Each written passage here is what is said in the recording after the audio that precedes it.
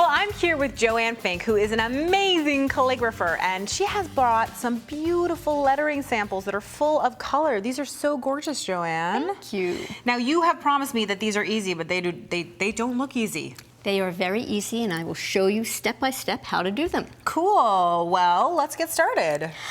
I'm using a metallic gel pen, and I'm going to write your name. The best word on earth. Starts with a J. And just use your regular handwriting, but space it wide so that you have room to build up color inside the letters. And the best part, in my mind, of course, is the flourish. So leave some room for the flourish. Now, I know you're working on dark paper, but you could do this, of course, on light paper or anything else. It's just a wonderful pop of color on dark paper. And I'm using this silver here because silver will blend with any of the rainbow colors that I'm going to put on top of it. So we're going to go ahead to the next step. Awesome. So in order to get the best blend for your color, I want to be changing color within a letter. So I'm going to show you how to outline. I was going to say, so even within that U, I can see you're going from like a blue-green to a green-green. And now, the J, it's going from a purple to a blue. And now I'm going to go to the gold, which is the next color in rainbow order. And I start by outlining and that's, of course, why you said we needed all that space between the letters, because things are getting fat. Exactly. And since the L doesn't have two poles, I'm going to add the next color in spectrum order. And I've laid all my pens out in the order of the spectrum. Okay, so for people who don't know what spectrum is, because that's kind of a fancy art word, what does it mean? Voici biv. Okay, so it's rainbow order, rainbow essentially. Order. Yes, I'm all about the rainbow. Like my necklace, I love color. And I'm going to go back and show you what this one letter could look like when we're done. So I'm going to color the side here green. I can see that. So the same color that you outlined in is the same color, in fact, that you're coloring in. And this part we're going to do in the previous color of the rainbow order. And I can see, you know, obviously with a gel ink, we think because it has such a small ballpoint tip, you think of it as being a pen that you can't do a lot of coloring with, but actually the ink flows out of it really nicely, and I assume that when you get to the point where the two colors meet, you're actually going to get a little bit of a blend there. Yes? No? Yes, absolutely. And what's nice about this is that it's opaque, so you can go back and put on top of it.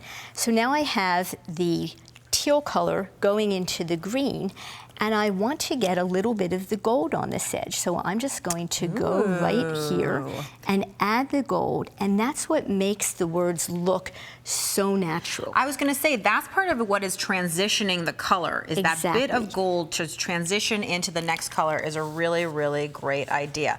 So I have one here that I believe is part way done, yes? It is indeed. And this is filled in, so let me show you. I'll outline the letter with the gold on this side, and now I'm going to switch to the copper.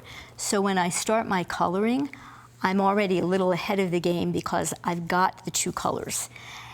And because they're opaque, you can just go right on top. And what you said is so true. The ink flows out and is... And it's covering up that silver line too, which I think is cool. I wasn't sure that it was going to be able to, but again, it is.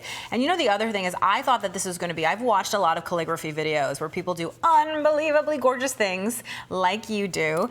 And the problem is they seem to do it in one sweep. But this is a technique that I see I can just work in little bits and pieces and make it what it needs to be. It doesn't have to be the perfect pen stroke, turning that nib the right way and all that kind of stuff. You know, we're using a monoline tool and we're building the letter up. So monoline, again, you're full of the fancy calligraphy words, but monoline, I'm assuming, is going to mean one single line, meaning it only makes a little like round line. It doesn't have lots of different kinds of lines. Exactly. And you get the thickness by adding weight to it. Okay, so you're ready for your next one. Here you go. One of the things that I want to show you is how you can change color going around a flourish, because the flourish is the most fun. You know, it's amazing to me actually, just from going from the lighter pink into the pink that you're using now, you actually see that color blending happening right in front of our eyes. It is very cool. It is super cool. Now a flourish, as you mentioned, is that big curly Q thing at the top. Yes, it's a little bit like flag waving. It says, notice me. And I could go back towards the green, but instead I'm taking the flourish in the opposite rainbow order and going towards the purple. What's the reason for that? Because it helps it to stand out and bring a little bit more color into the piece, because that way I can accent the blues over here. By the time I get there, I will be back in the blue, which will pick up the blue that I have going on in the J. And sometimes I do the technique going down.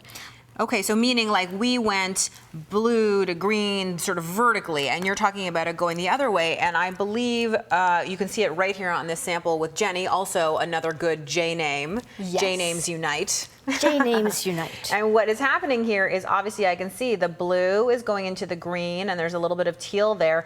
And what's interesting to me is here on the big J, Joanne, I can see that you have it, this one almost seems to move in the same direction as this, meaning if there's a color plane, right? That's a blue band, that's like a teal band, and then the green in between. That's a really cool idea.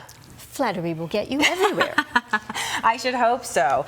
So let's talk about some of the other beautiful samples that you brought, which I think are fantastic and fabulous. If we start over with Sharon, I can see that not only have you done so many of the things that you told us with those beautiful shiny, but you have a big flourish again. But this time you didn't do what we did on the Julie sample where you went in opposite order, right? This time I went back towards the green. This I wanted to be really subtle so that you can't point to any one place where the color changes. And I think that that's really what makes the technique sparkle. It does, and if we go and look at the Caroline, for example, I can see the blending really strongly right here in the underneath. Is this still called a flourish like this? Because I can see how we very carefully have a little bit of color on the side and the top. It doesn't just sort of end like this, it more sort of goes like that, which is really cool. This is great, it feels doable. I'm gonna try it. Awesome. I'm excited. Send me what you do. I will.